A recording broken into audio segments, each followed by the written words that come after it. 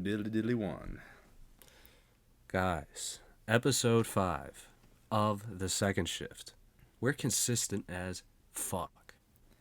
Yes, But yes. We're like we, poison we, we ivy. won't but we don't make you have that 7-year itch. Maybe that's But why I yeah, kept getting it so many summers in a row. I got it. what I got it eight what straight summers, so I Jesus. beat the 7 year mark.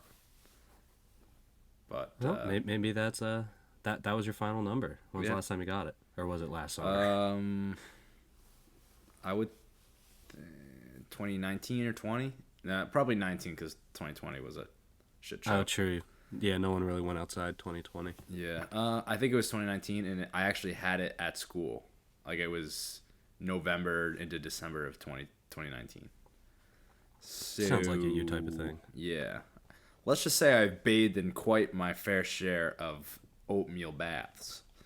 All right, so you talk about poison ivy. We have these bugs. They're called chiggers. Yeah, You get I chiggers? heard about those. They bite your ankles, right? It's like they like almost dig into your skin, and the only way to get rid of them is just putting clear nail polish on it. Oh God, Yeah. don't they hang out in the sand dunes? Is that why you have them? Yep. Okay. Yep. All in the beach Because grass. they would always say, "Don't go into the sand dunes if your ball got thrown in there or the frisbee's in there." I'm like, why? It's just a fucking mountain of sand. No, that's Yep. probably what it The was. chiggers.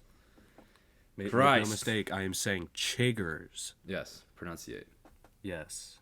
But all right, welcome back to the second shift, episode 5. Your day's just getting done, and we're just getting started. So yeah, this week's episode, we wanted to take a little step back from the good movies and just take a deep dive into some real shitty movies.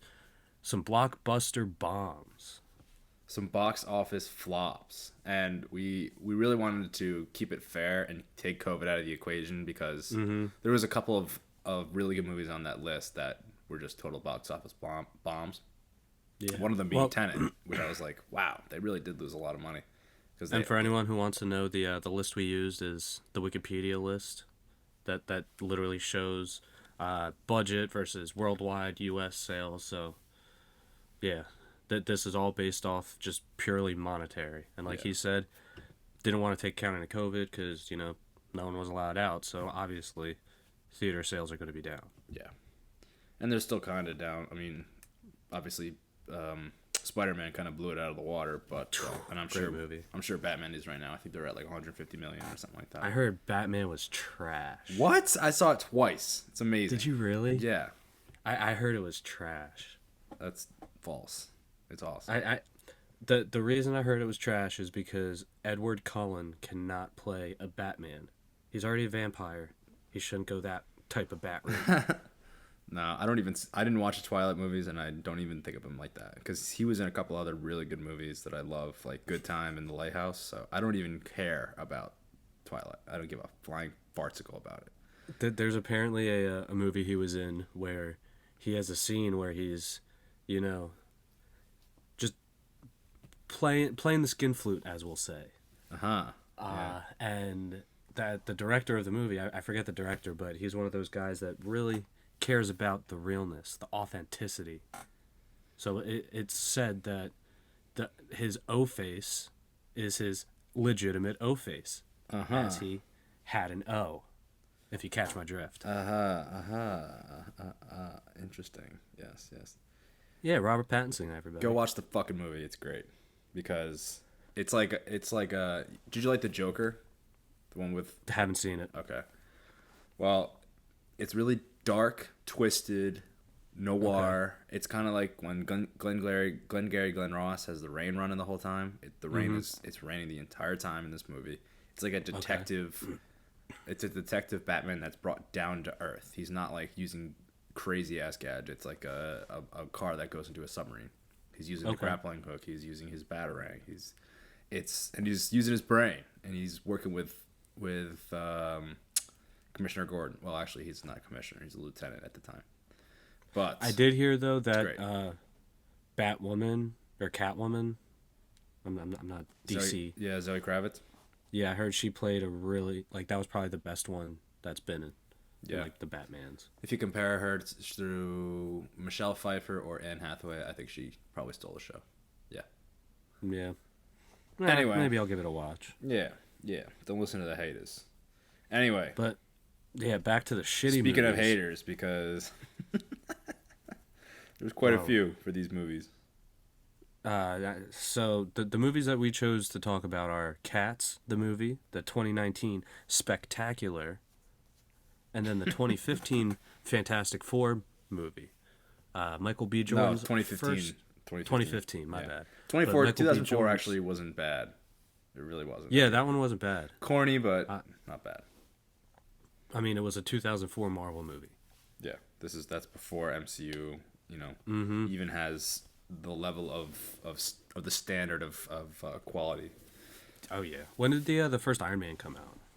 2008. Like 2008. Yeah. Yep. And that was even a year after, or a couple months after the Hulk with Edward Norton.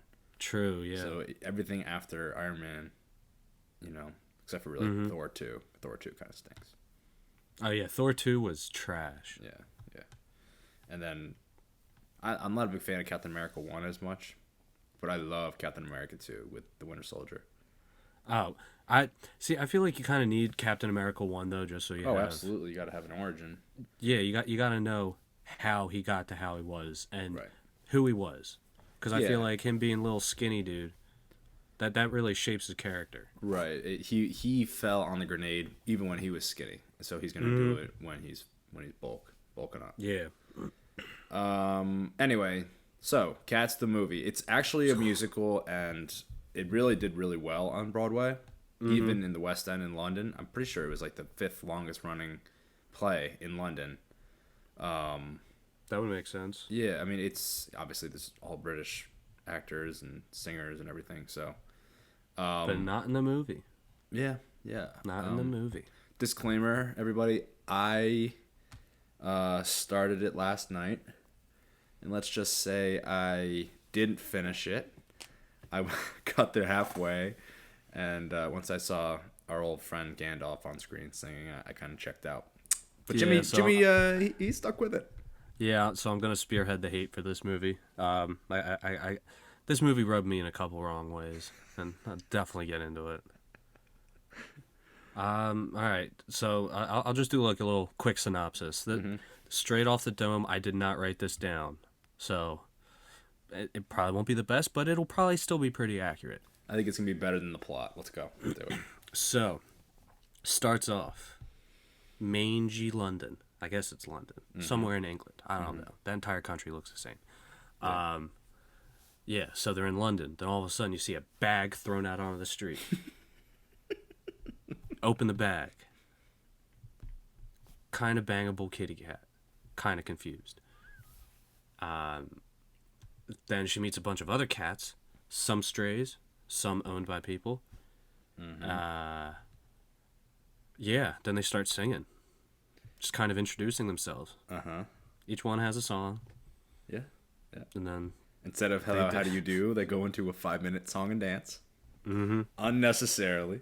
I get that it's a musical, but it should have stayed a musical. Oh man.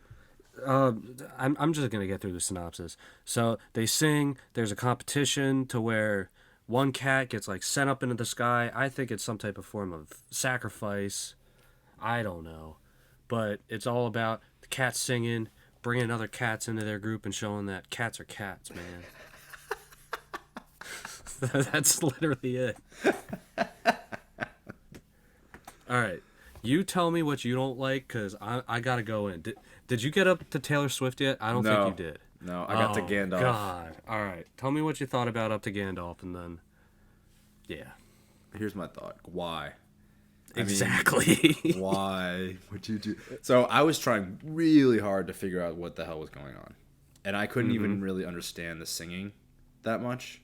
Like what the words were coming out. Like I get that they were saying, oh, I'm Mr. Lonely Cat, and I'm very curious but lonely, and they're singing that. I'm like, yeah, but you could have told me that, and then sung about like, you know, that you like bread and that you like kitty litter. You know, like Yep. The whole introduction to each cat was super way over the top, and it was just really hard for me to follow, and that kind of checked me out. not to mention just the CGI that was completely half-assed. Man, that was absolutely horrible. That's my number one gripe about this entire movie is these special effects. And the only reason that the only reason that I give it like a little bit of leeway is that the animators only had like 2 months to get it done. Jesus. So, some people say it was the director's fault. Some people say it was the studio's fault that like really crushed up that timeline. But my God, all they had to do was just have them in cat costumes. Mm-hmm. From the like the real size of them, like in practical. Basically, just make the production of Cats, like make the play and then turn it into a movie, like they did with Les Mis. I love Les Mis, and it's the same director actually, so they were able to do it pretty well.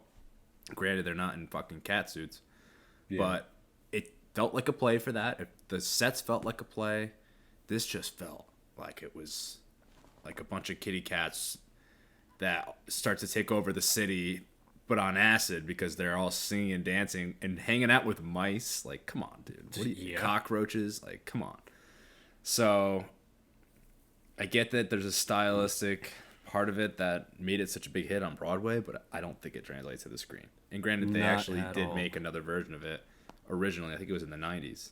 So, like, I think 95. Yeah, so, like, and I don't even know how that one went. I'll double check it, but you can give me your idea. All right, so I don't know where to start. a lot of my gripes are with the CGI. So first of all, when I saw how the cats moved, especially the tails. Now I have 2 cats. I'm pretty well versed in cat tails. Mm-hmm. These literally look like the monkeys from fucking Wizard of Oz. Just the way that they're jumping around, their tails are going in weird directions. Like, I understand cat tails are weird, but they're not that weird. They almost look like they were literally monkey tails. So that was my first major problem. Then going on, should have stayed as a musical. Mm-hmm.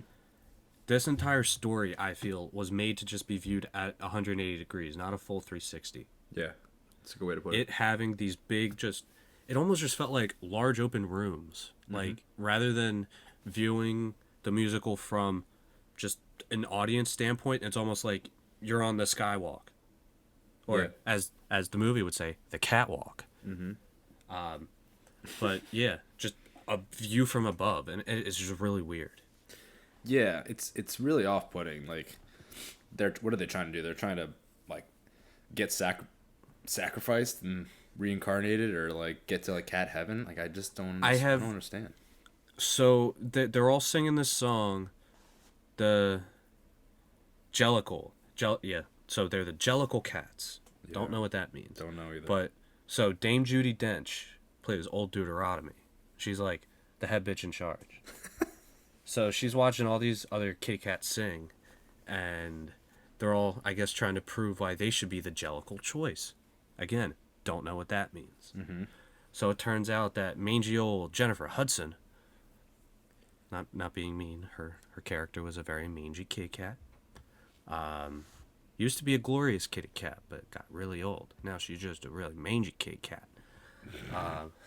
I'm sorry. Every time I say kitty cat, did you see the SNL skit with Bobby Moynihan? Oh my God, one of my favorites. My little kitty cat. My little kitty cat. So yeah, sorry if I say kitty cat a lot like that. So she sings. It's probably the most popular song in the play, called Memories. Mm-hmm. That song. She sings that. She becomes the Jellicle choice. She hops in a chandelier and floats up into the sky, never to be seen again. Yeah. Yeah, so I take that as they kind of sacrificed her. Okay, yeah. See, for her character, I get that she's like kind of like washed up, but she looked like the actress looked like she was in pain. Like she was being stabbed. She was wincing, and like, I get that you're down on your luck. Oh my God. I was watching that. I'm like, nobody in this movie wants to be here. Like, mm-hmm. So I will tell you one part that I did actually laugh, and it was like the first time that you see the fat cat, the Rebel Wilson character, where she falls like out of the spoon. Oh, Rainn Wilson, yeah. I feel like she was probably Rebel Wilson. Rebel, not Dwight. Yeah, not Dwight. Dwight. Yeah, Rebel Wilson. Jenny Any Dots. Yeah. Well, Yeah. the rest of her scenes aren't funny, but just the first time that they like they're sitting in the window and they're like, oh, there's that fat cat, and she just kind of like just like melted ice cream falls out of a box onto the floor. I was like, this is actually pretty funny. And then she goes into a song and dance, and I'm like, wow, she's first of all a horrible singer. Second of all, can't dance. Third of all, it's not even funny anymore because she had lost all that weight, so she's just kind of a actress now. So I feel like Rebel Wilson's one, and then James Corden one, Buster for whatever. Yeah. So they're both the fat cats in the movie. Yeah. And they perfectly identify to my cat Pepper. My cat Pepper's like 20 pounds. Nice. He was the runt of the litter. His eyes are very crossed. Yeah, he's my special boy. Does he walk So straight? yeah, kind of. He's really weird. He kind of just digs his claws into the carpet and drags himself along the carpet rather than walk. I wish I was lying with that, but yeah, my cat's special. But yeah, so Rebels and James Corden's cats, I understood them because I have a fat cat. I was kind of pissed though that it took almost the entire movie before one of the cats even had a hairball. Oh yeah, that Like, should be automatic. The amount that they're singing. Yeah, just bleh, bleh. And it took until the end of the movie for James Corden to finally get a hairball. Yeah, it did not translate. It needed a lot more dialogue. Oh, absolutely, absolutely. Especially all those intro songs that would have been 10 minutes in dialogue would have saved us so much time from having to watch that dumpster fire. It's like, I understand it was a musical, but it should have been adapted.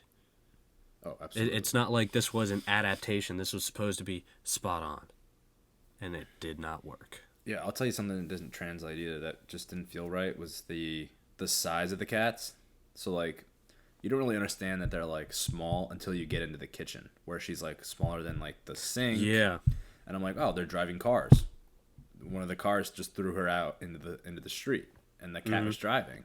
And they're walking on the street as if they were like the right size, and then they get into the kitchen and they're like smaller than the cake and they're smaller than the. I'm like, wait, what?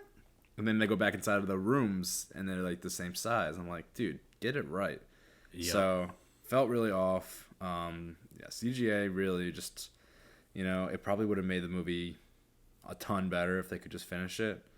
The background music actually is pretty good. If you just close your eyes and imagine that you were in like a theater and you were listening to that music and they were playing it like live and had an orchestra in the pit, I'd probably be a pretty big fan of that kind of like show tunes music. But you got to add Rebel Wilson's horrible singing voice to it and it kind of ruins it. So, and she's also the worst dancer. I mean, by far.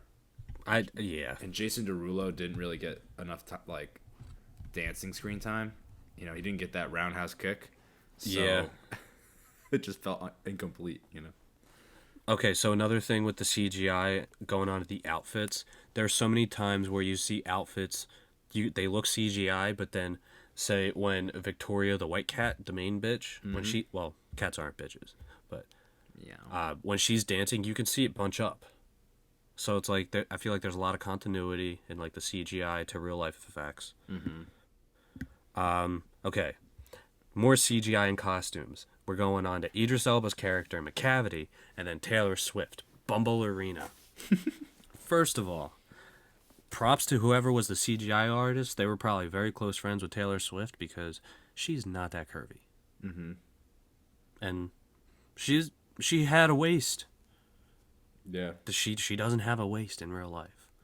So she probably paid them good big bucks. And same with Idris Elba.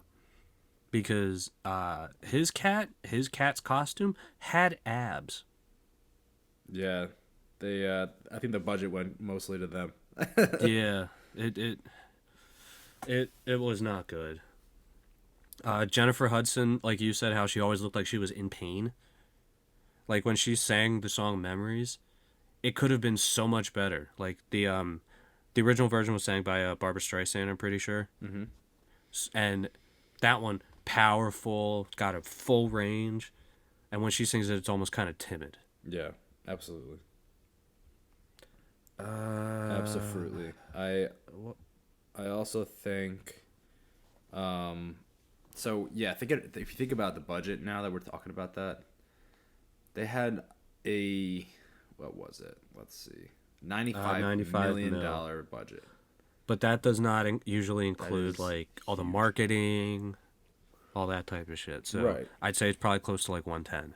My guess is 95 million to pay for Idris Elba, Judi Dench. I mean, all these top names. Jennifer Hudson. Taylor Swift to take her away from a tour, probably. Jennifer Hudson. Gandalf, he could be doing anything. Nah, I think he's on Cameo. Yeah. Yeah, you could probably pay $10 to get a 30-second video from him. But yeah, I would think probably a good portion of it was just to get the talent, Yeah. and then maybe 10% of it was, or maybe 5% was to do the CGI. So Well, I hope all these actors just took a flat fee and not points because they would still not have a check if they got points. So yeah, yeah. They all in all, it was a worldwide $22 million loss. So pretty absolutely horrible.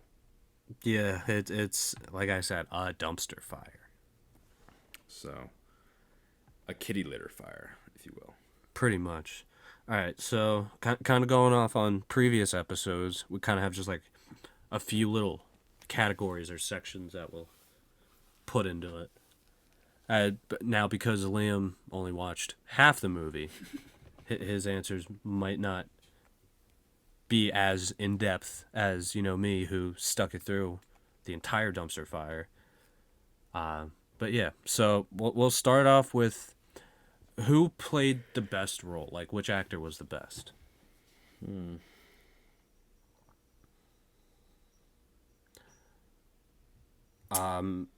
For me, I would either do Victoria the White Cat or Old Deuteronomy, Dame Judi Dench. Yeah, I'd probably go with the Deuteronomy. Yeah, I feel like I you also can't go like wrong that with dog her. that tried to break into the room that one time. So I'm gonna give it to him. True. That faceless actor. Yes, that faceless doggy. He wins. All right. Out of the few songs you saw, what was your favorite song and least favorite song? Um, I really hated the Rebel Wilson song and the James Corden song, and James Corden character like hitting his nuts on the side of the Yep. trash can really was like, are you kidding me, dude? Like Yep. this gag again? Seriously? Mm-hmm. Um, um, Probably the Curious Cat guy, the Jason Derulo maybe. Okay. I'm just a curious cat that can do a roundhouse kick, you know. Mm-hmm. So, my favorite, I have a couple. It would either be the Memories one, but where the White Cat's singing her own song. I just felt like it was a pretty good exchange. It was like Jennifer Hudson's really low. The White Cat's trying to like, hey, you belong here. We may be alone, but we're still a part of a family type of thing. Mm-hmm. It's kind of heartwarming. Yeah. And then Mungo Jerry and Rumple Teaser. I think that was the one. Oh. You got Mungo Jerry. I just felt like that one was the most catchy because those are literally the only two character names I remembered. The rest of them, I'm looking at a list right now. But I remembered Mungo Jerry and Rumple Teaser. So I guess I got to give it to that one. And then, yeah, James Corden's, I feel like was definitely one of the worst. Or Ian McClellan's. Yeah, unfortunately. You hate to Yeah. see Gandalf go down like that, but that was when he he was did- singing about being like famous prior, right? So it's like, Yeah. Well, he couldn't pass as a cat, so. yeah, yeah. Maybe that's how he looks like today. They didn't have to put a suit on him, you know. Yeah, he looks kind of fuzzy. Oh, All right. Well, let's just pack this one away and say we're done with cats. Done with cats. Never to go back. Nope. Still a dog person. Always will be. I like animals, but Tom Hooper, this one wasn't a hit, bud. Yeah. Not He'll bounce a back, maybe. hit. Maybe. Speaking of directors that need to bounce back, Josh Trank, who directed the 2015 rendition of Fan Four Stick, aka Wait, what? Fan Four Stick. You don't know that? No, never heard that. Go to the poster. Oh, it's one of those ones. Fant Four Stick. Yeah, Fan Four Stick. Nice. I was not a fan of Fan Four Stick, and I never have been since I saw it in theaters in 2015, and I never will be. And this was kind of in those weird years between, Marvel was crushing it. They were starting to get the rights of it, kind of the odd job characters, and they were starting to work on a deal with 20th Century Fox, which owned all the rights to Fantastic Four, the X-Men, and Deadpool. And in 2019, they actually ended up getting those rights so that they can come into the MCU. But this was long before that, and this was in a time where Fox was trying to figure out what the fuck they were doing. Because the X-Men franchise that they rebooted was just starting, and it wasn't really getting a lot of support. So they wanted to do this and make their own kind of darker version of it. Yeah. Yeah, it didn't really work out. It didn't work. I mean, again, big name actors. Kind of all over the place. Miles Teller, kind of at the height of his, not quite. He comes off of Whiplash, and then he goes into, what year did he do War Dogs? I think that was like 2018. So yeah, 2018, I think. I feel like War Dogs was probably his best movie. Yeah. Or what is it? Are You 21 Yet? You remember that one? Was it? I forget what that is. He's got like the. He's got a really smart friend that's in college, and he's like, "Yo, man, why are you in college? Why aren't you hanging out with me?" Right. Yep, you're right. All right. Might be an unpopular opinion, but I feel like he's almost the male version of Kristen Stewart. Really? He's always like that down on your luck guy, always kind of just anxiously moving through life. Yeah, I could totally see that. I feel like he always plays those characters, kind of like how Seth Rogen always plays himself. Yeah, definitely. But at least Seth Rogen's funny. I also think, this is kind of the early stages of Michael B. Jordan's run, because at the end of this year he does Creed, and Creed was a hit, and they ended up doing another one, right? And then he goes on to be Killmonger and MCU and everything like that. So he's kind of on top of the world. But and Kate Mara is a great actress. She was just coming off of House of Cards, which I loved when the main actor wasn't a total creepo. Good job not saying his name, because we don't need that publicity. Mr. Spacebar. Oh, anyway. He was spacing out. I think that's what he called it. Hey, you want to come space out? Yeah, you want to come space out with me in my trailer, kid? And then a couple other big names. Tim Blake Nelson from Holes. And there's actually a scene where he does say Zero. He calls it Planet Zero. That was him. I was like, man, in Holes, he looks like the dude from Holes, but he looks a lot shittier in that movie. And that movie came out a lot earlier. Yeah, I mean, Holes was, I think it was... like 2006, 2007? I don't know, you think even earlier than that. Maybe 04, 05. Anyway, so I have a lot of problems with this movie. They really did try it. Let me give you a little synopsis. So essentially, they start out with Reed as a kid, and he's making his teleporter, and he befriends Ben Grimm, who lives in a trailer park, he lives in a scrapyard. And Reed's parents are divorced, and I know why his dad's pissed off. It's because he's a Jets fan. Essentially, I mean, you're a Giants fan, though. So. Yeah, well, we have some level of respect. Do you, though? Do you? Yeah, well, we'll see. Anyway, I mean, hey, sorry to cut you off, but I'm an Eagles fan, so can't really say anything much better. Yeah, hey, at least we got Carson Wentz back in the NFC East, though. Yeah. Anyway, So they're working on a teleporter, and then it flash forwards to when they're in high school or college, and they are showing the teleporter off at a science fair, which I have problems with. I'll get to that. And then Reed gets recruited to work at the Baxter Lab, gets a full scholarship. They meet Sue Storm, who's played by Kate Mara. They're starting to work on the teleporter, and Mr. Storm, the guy who's in charge of everything, goes to recruit Victor Von Doom, who's kind of a recluse. A silver lining in this movie, I actually think he was the best part. The actor and the writing for him and his role. Yeah, I can see that. And then Johnny Storm comes in because he crashes his car, so the whole team's there. Essentially, they end up building the machine. It works. They teleport things back and forth.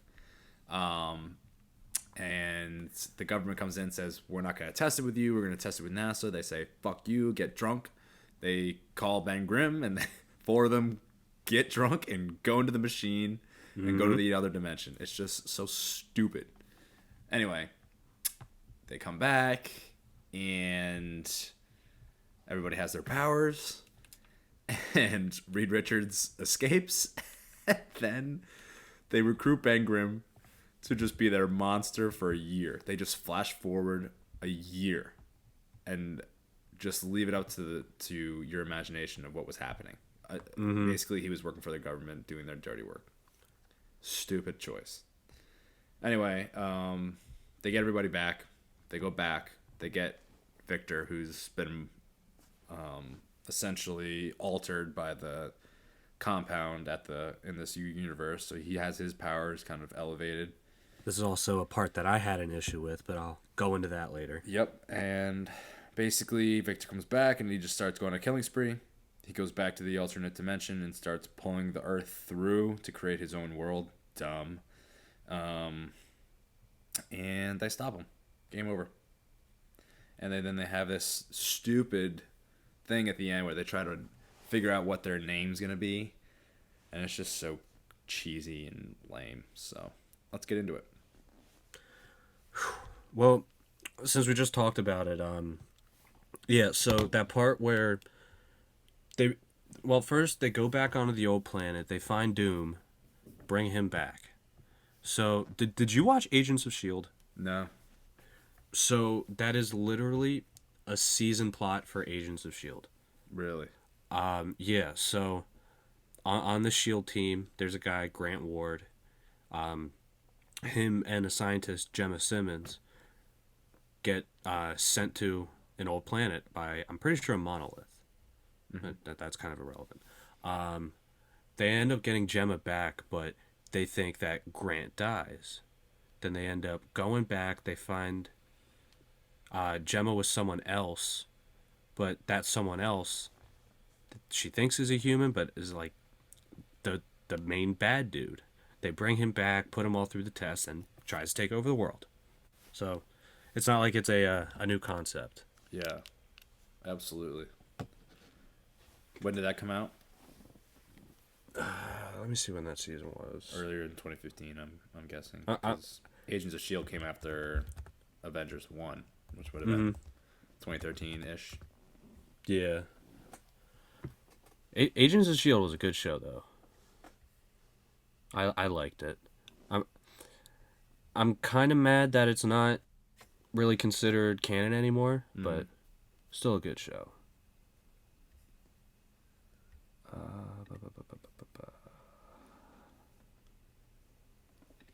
Something I did notice, Ben Grimm's older brother is played by Chet Hanks. I did not see that. Yeah, I recognize him right away. He kind of looks like Derek Jeter a little bit. Okay. But yeah, all right. He's So kind of he's the Hanks brother that is kind of overlooked, I think. So Ben was another one I had a problem with. Why does it look like he's just a very vascular penis? Oh, you mean the thing like he didn't have any clothes on or anything? Oh no, I'm just talking about him as a human. Oh. He just has so many veins constantly on his forehead. Oh, I didn't even notice that. He really looks like a dick. I didn't But even notice. literally. Did not And notice. also, he's way too flip-floppy. When he's a kid, oh, I don't like anybody. Oh, I'm reading this kid's book. Hey, what are you doing? I don't like you. I'm gonna hit you with a baseball bat. Oh, I'll help you. Oh man, I don't think this is a good idea. I think we should stop. No, I'll help you. Hey man, I'm going off to college. I'll stay here because, I can't help you. Yeah. Oh hey, you want to go back into the world? Yeah, let's go. It's like, I feel like he's the perfect embodiment of just a people pleaser. Yeah. Absolutely. He has no backbone, even though he's made of fucking rock. Yeah.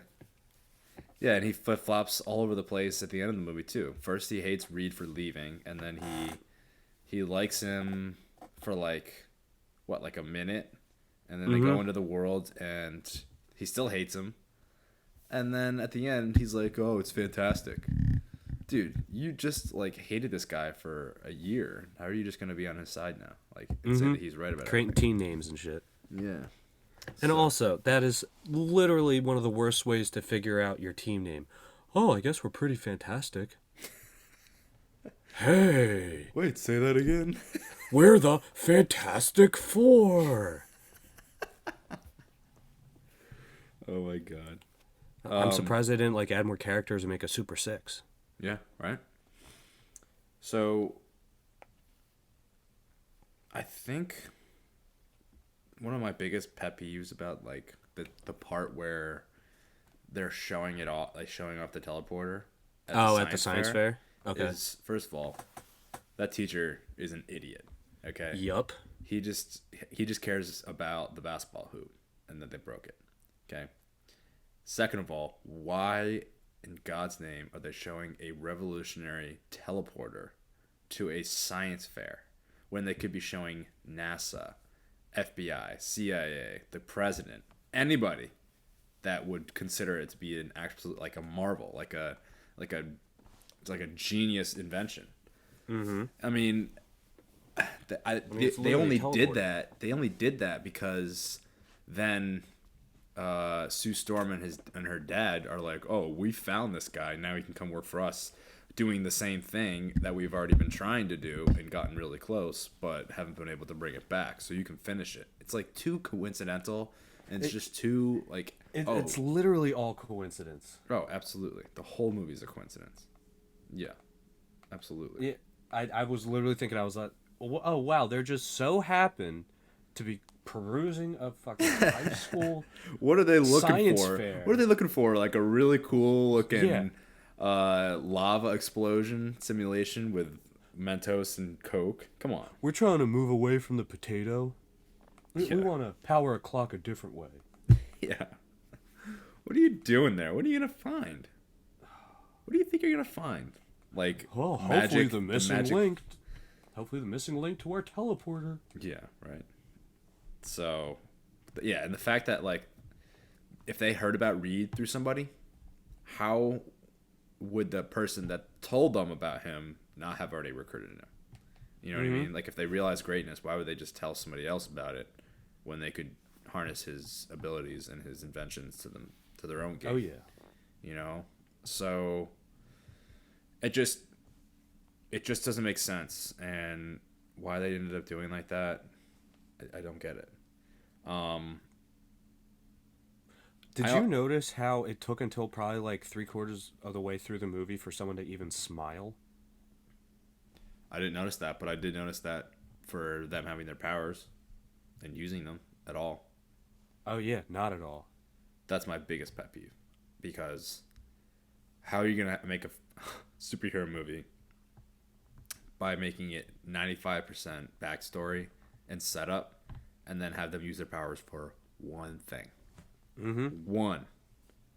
And that's why would they flash forward a whole year when all they could do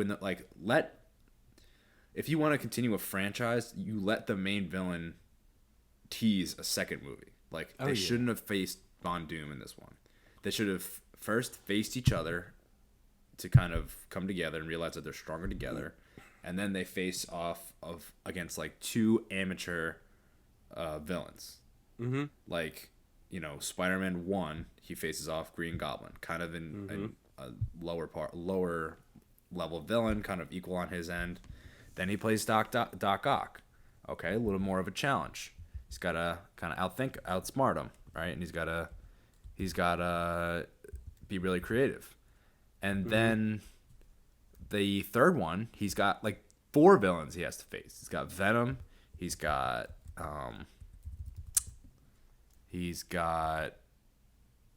who else does he have? Goblin Jr. And then he has the Sandman. Oh yeah. So there's a progression here. You can't just go into them not using their powers at all and then facing off against one of the most powerful villains in MCU history or Marvel history and expect people to like it. Come on. I feel like you can kind of take the progression of the villains that they face almost to another level, where usually a lot of the first movies, they're always fighting someone that's familiar to them. Yeah. And then the second movie, it's always someone that's just out there, but it's still like within the realm of possibility. Right. And then the third one, where shit just hits the fan. Yeah. Yeah, and maybe they didn't assume that they were going to make a second or a third one. And maybe maybe halfway through filming, they realized that Disney was close to making a deal, which they weren't at the time. This is when they were making it. It was 2014. Mm-hmm. Maybe they caught wind of that, and they were like, oh, let's just put something together. I think it was rushed. I think I feel like wasn't necessary. This one was just a money grab. Oh, absolutely. And technically, worldwide, they did make money, and that's only because it's a superhero movie. Oh, if there was no 100%. Superheroes in this, and this was another cat situation, holy shit, they would have lost a lot of money. But look at this one, though. It doesn't have Stan Lee in it. Right. So I feel like that right there, not having his overall stamp of approval. Right. Exactly. It was a $120 million budget, and they technically made $167 million worldwide. Mm-hmm. But it's really because it's just Fantastic Four name. If they didn't have that, and it was a regular movie, and it was this bad of writing, and the synopsis was this bad, and the catharsis was this bad, it wouldn't have made any money. Mm-hmm. So I think that's what they had going for them. Yeah. I will say the dorky Miles Teller, that dorky, smart, awkward kind of Miles Teller, if his dialogue was written better and his role was better, I think he'd actually be a pretty good Mr. Fantastic. I think he's actually pretty good at it. So here's another thing that pissed me off, especially with his character. The fight in the end where they're all fighting Doom. Mm-hmm. Once Doom breaks his suit and he stretches out, he's just laying there. Oh, yeah. But then all of a sudden, once someone actually gets hurt, he's like, oh, well, I guess I should retract. It's like you couldn't have done that 5 fucking minutes earlier. Right.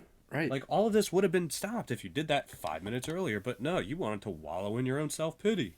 Well, it's called lazy writing because they have to give him something to motivate himself to not be weak and to fight back. Mm-hmm. Like, oh, I'm not just gonna fight this guy just cause. If my girlfriend's getting hurt, then I'm gonna fight him.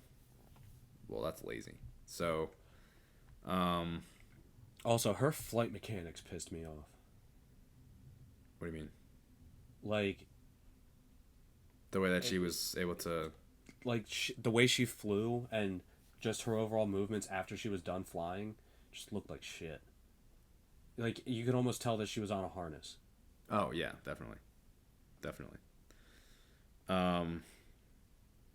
Just the dialogue is so lazy. Like, then they say, oh, when they were talking about the new world, and Victor comes in and he's like, oh, this, that, and this, it's gonna be horrible, blah blah blah, and then she goes, oh, Dr. Doom over here. I'm like, that's a stupid ass dialogue. Come on, you just played that up so easily. Another one that I thought was really kind of awkward and weird was Victor's working on something in the lab, and Johnny comes in for the first time, and he's like, oh, Adolf. I was like, damn, that's really distasteful, actually. I didn't like that. That was kind of weird. I feel like just the way that they got Victor Von Doom, though, was just another one of those coincidence moments. Mm-hmm. Oh, hey, you're working on this? Well, I just so happen to know a wanted fugitive that was also working on this. Yeah. Yep. But then the whole thing about him being wanted and him supposing to be in prison, that was never addressed again. Right. Exactly. And it just hurts me that like they worked so hard and so long on the machine. That's all they were focusing on. Like that's all everybody was doing, and not even Ben Grimm was even involved. Like he wasn't even in the movie, and all they were doing was having sushi and having drinks and building the fucking machine and watching Reed and Sue flirt. Yeah, they're watching them flirt, and all the while they don't have their powers. Just if you want to make a good movie, we understand what their origin story is. We know that they're going to get their powers in some sort of space accident. It doesn't necessarily have to be by solar flares. It doesn't have to be by a planet changing their DNA. We get it. It doesn't have to be that the same every time. Just show cool applications of their powers and thought-provoking and kind of mental obstacles that they have to face and catharsis that they have to understand about their powers and the way that affects people and how to work together as a team, which I guess they technically did lazily. But we get it. Like 2015, this is prime peak MCU. Well, not quite, right? 2018 I think would be their peak. This is the start of it, though. This is the start. But yeah, think about this. Like, you don't need to show the backstory if we understand it already. And if you're trying to compete against the MCU, just do something unique. Don't do something so cookie cutter that it's just going to fade into the background of the MCU. You have to do something unique, and that's why the DC universe understands that they have to be darker, that they have to go in their own realm. Because if they wanted to create a cinematic universe based off of the upbeat kind of nature and colorful nature of the MCU, you can't compete because they already have that portion of the market. You know what I mean? It's like a small player trying to come in and do the exact same thing. You have to differentiate. Right. Can I cut you off real quick? Yes. So 2015 was riding just off of Age of Ultron. Yeah. Yep. And I feel like at the time, Age of Ultron was probably the best Marvel movie. At the time, yeah, other than Winter Soldier, I think. Well, Winter Soldier, then you got Guardians of the Galaxy at the end of 2014. Right. That was a huge one. And Avengers 1 was pretty killer. 2012. Exactly. Even so all the more reason. Yeah, this is like once people are actually understanding, like, oh shit, Marvel's here to stay. Right. This is how you make a good comic book movie. And we already had Dark Knight, the whole Dark Knight trilogy by then. We know how to make a good comic book movie. So why are you still doing like the most cookie cutter of scripts and of story, and not doing enough action and enough of the characters understanding how to live with their powers? They just, as soon as they're in that lab after they get their powers, they flash forward a year. Why? Just why? That should be the meat of the story, Well, it first starts off with a 7-year jump. Yeah, absolutely. It's like, I mean, the machine literally almost looked the same. Yeah, we've been working on this every day since 5th grade. Okay, well, it's fucking the same thing, dude. What have you been doing? I'm just hoping that the new Fantastic Four that they're coming out with will be a lot better. I hope John Krasinski is Mr. Fantastic. I think that'd be great.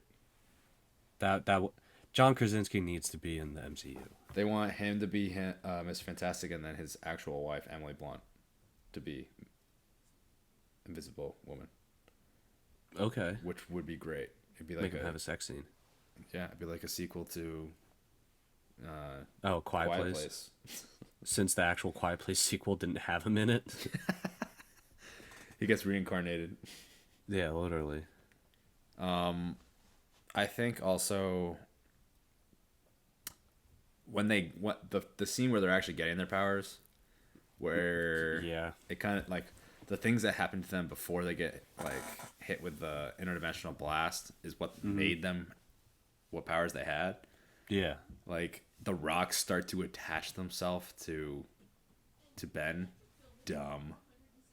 Mm-hmm. And then there is Johnny Storm just catches on fire. Dumb. And Sue gets knocked off her feet and looks like she's kind of like going in and out of consciousness. Mm-hmm. Come on. So, just lazy. It's very lazy. But what was I gonna say? I'm trying to think of other things that really pissed me off with this movie. Just like they really overestimate like how smart Reed is and how like applicable he is. So he's away for like a year, and then they say to come back and help us out. We're really close to going back to where we were. He's like, oh, let me just fix this thing real quick, and we'll be good. Oh yeah, it takes him 10 minutes to get it working. He's like, oh, maybe not even. Come on, he's not that smart. And it's like, how could you be that close and not know it? Yeah. And the fact that there's no pants on the thing kind of just it's off-putting. It really is. Oh yeah. You know. I get it. Like you want to make him look more sleek, or like, I don't know. He just looked really clunky. Mm-hmm. Two other quotes. 3 quotes that were horrible. There is an emergency in this building. When it's like on fire, like after Victor comes in. Let me guess, that was the dad that said that. No, it was the intercom. Oh wow. There is an emergency in this building. Oh yeah. I was like, why not just say emergency or emergency in the building, not emergency in this building? Dumb. Yeah. Reed stretching to climb up 2 feet. Remember that part where? Yep.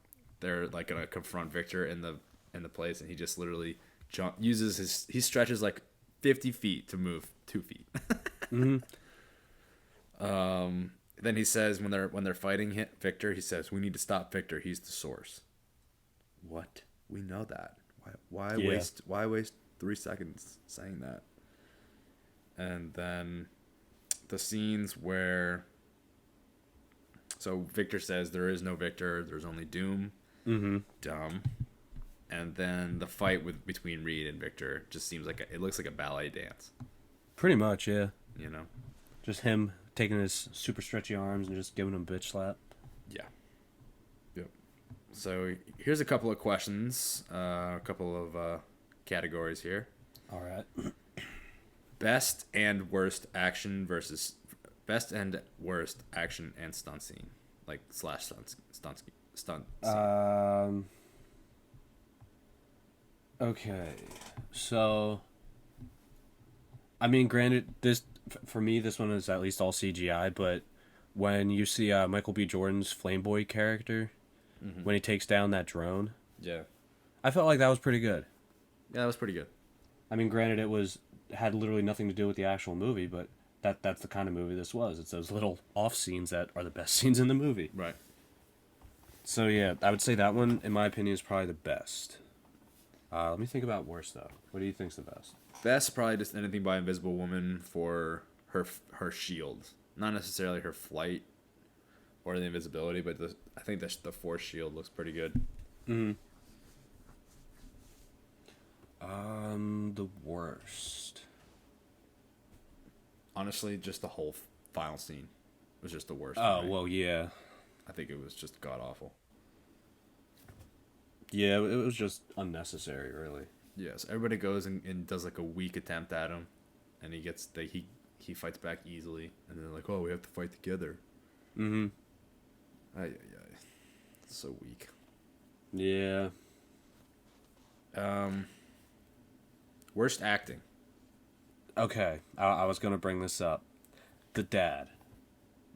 I hated the dad's character. Is it because he was a bad? We need to do something. Yeah, right. Okay, let's do it. Hey, it's my car. You work for me now. Okay. Yeah, it's everybody like, did what he said. Right? They just blindly follow him, a man with zero emotion. So, all right, first off, when he comes in and introduces his daughter, I'm like, oh, okay, he married a white woman. And then you see Michael B. Jordan come in, I'm like, oh, that's interesting. And it's like, oh, we adopted you because we loved you. Like, Yeah. I want to know about where she was adopted from in Kosovo. I want to know why she's here. Yeah, right. Yeah, they don't explain that. Nope. I think honestly the best actor, like I said, I think was the guy who played Victor Von Doom. I think Yeah. his dialogue wasn't great, but he was probably the best actor for it. Maybe because he had the most dramatic scene. But I think the dude who played Ben Grimm was pretty bad. Oh, yeah. You know, pretty bad. Jamie Bell, and he's been in good roles. But he just looks like a penis. Have you ever seen Jumper I think I have. with Hayden Christensen, and he has the ability to just teleport anywhere he wants.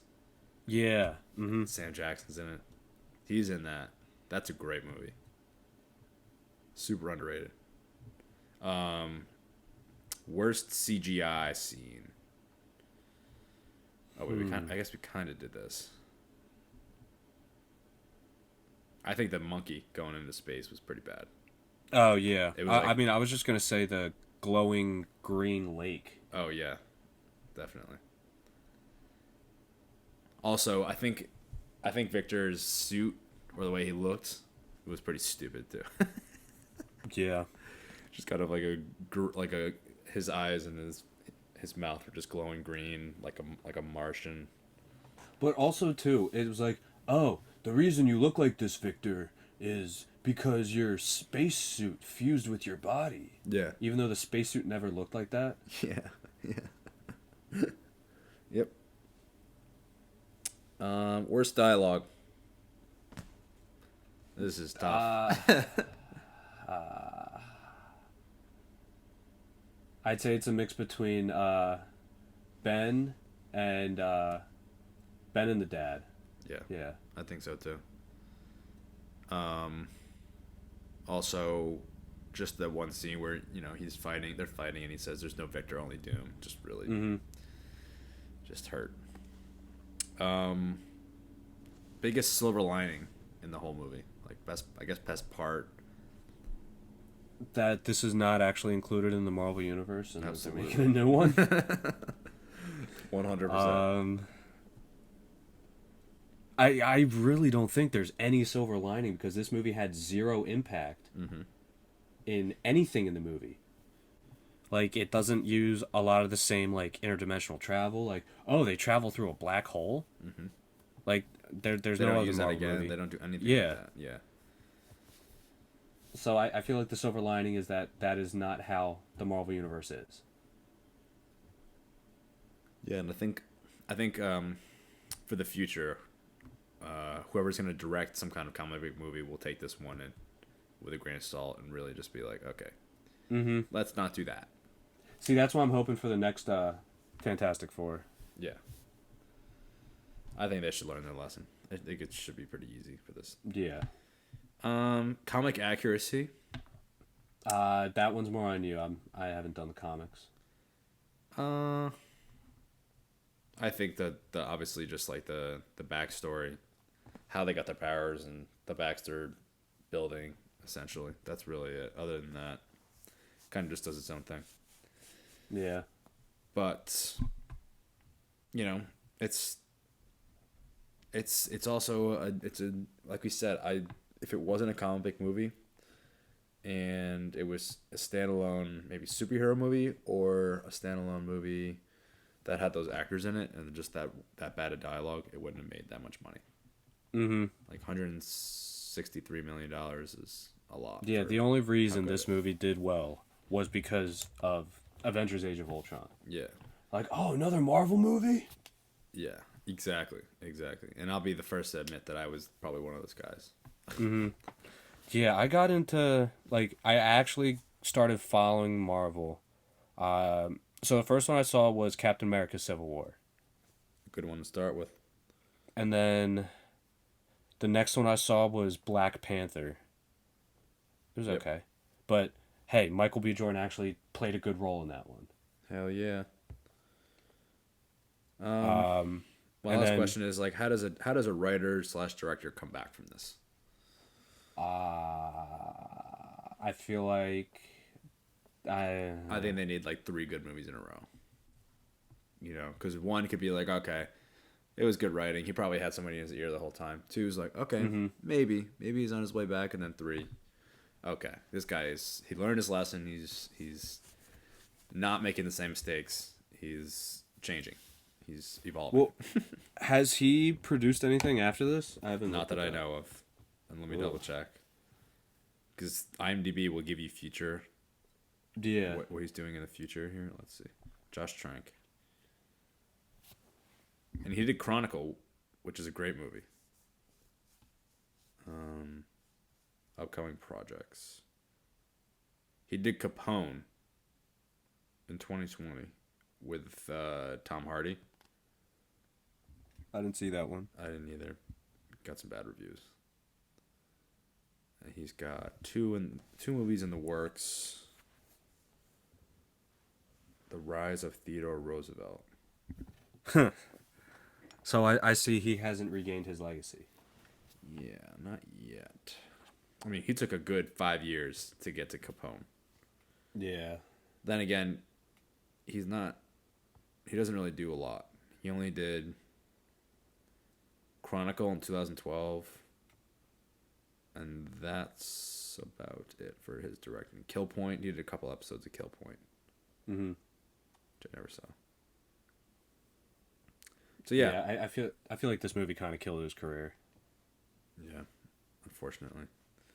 We'll see if he comes back though, and then we'll have to revisit this episode a couple years from now, maybe if he did well, Well, at least going off the couple years, the next Fantastic Four I think will come out like late 2023 or early 2024. So Fantastic. Love exactly. Oh man, We're pretty fantastic. it's pretty fantastic. Say that Then again. it's like literally when Michael from The Office finally gets the inside joke. Hey. Like an Oh, evil man. snail. All right, what do you want to do next week, sir? I don't know.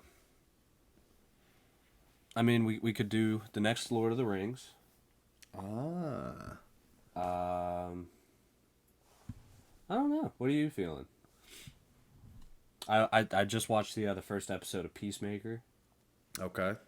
I got to get into that. How is it? Oh, hilarious! Is it okay? You haven't seen any of it yet? No, I'll start it. So I only watched the first episode.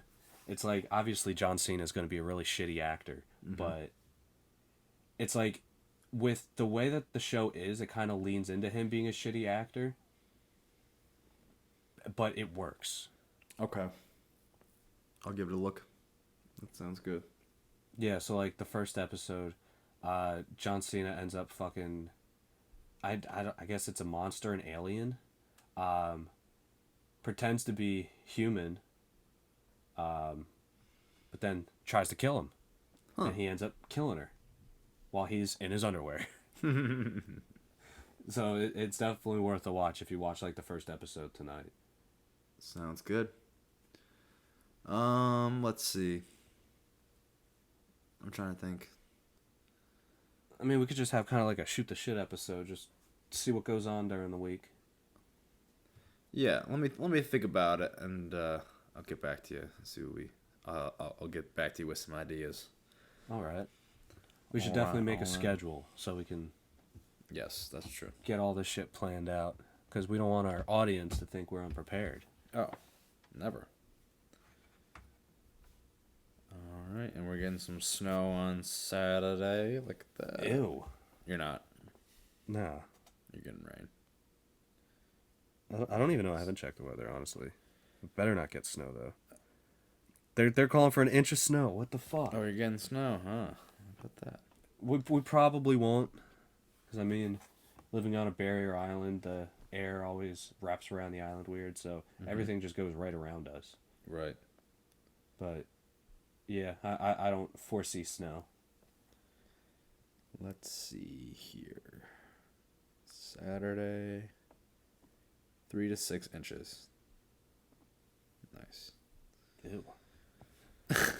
Should not be snowing this late in the year. Yeah, it's pretty late, but I'll take it. Good for skiing. See, I just want the nicer weather.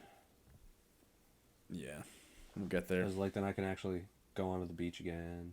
That's true. Just be outside. And then I'm gonna come down. We're gonna have that fucking filet cheese steak. It's gonna be great. Oh yeah, filet cheesesteaks. Go gamble a bit, you know. Mm-hmm. It'll be a fun time, my dude. And we'll do the podcast in person that day. We could. And who knows? We could like vlog our adventure, you know. Oh my god, nobody wants to see this shit. Hey, so this is what we're eating. This is what it looks like, and this is what it looks like when I chew. It's like, you know, those YouTube guys that they're like, they do all the commentary, and then they're like, they do like the reveal. They're like, this was actually what it looked like. Everybody's like, fuck, holy shit. It's like, damn, he's fat. Oh man. All right, we'll talk about this offline. See, I'm thinking maybe Lord of the Rings too. That actually does sound pretty I'm down good. for Lord of the Rings too.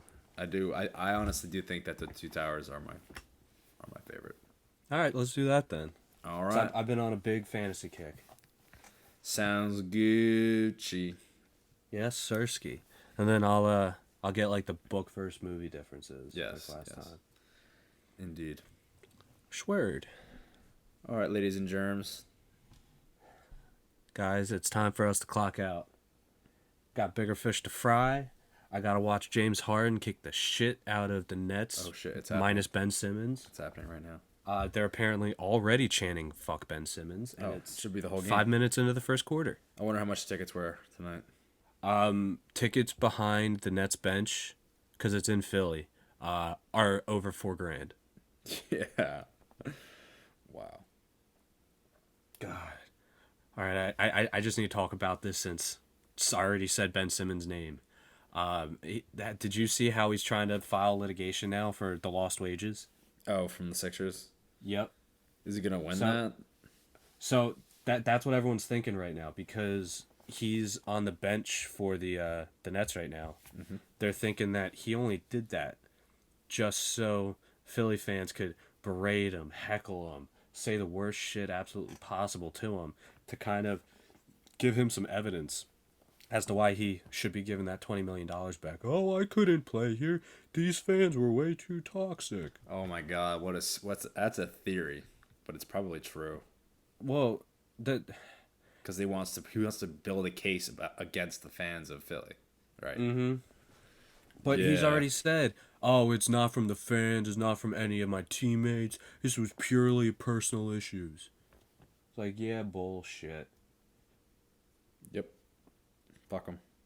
It's like, I just I'm can't not believe one- that he's been on my fantasy bench all year. I didn't draft him on purpose, but the draft crashed on my computer as I was that next, sucks. and it did an auto draft, and everybody in the draft was skipping past him. It was in like the 10th round, and he was still Yep. available. He was like That the sucks. 8th overall player, and got to the 10th round. Yep. Didn't play all year. Bastard. Because Ben Simmons is a pussy. Yeah. So that's a conversation for another day. Yeah, we'll see how he does. All right, ladies and germs, we'll catch you on the flippity flip. Catch y'all on the flippity flip.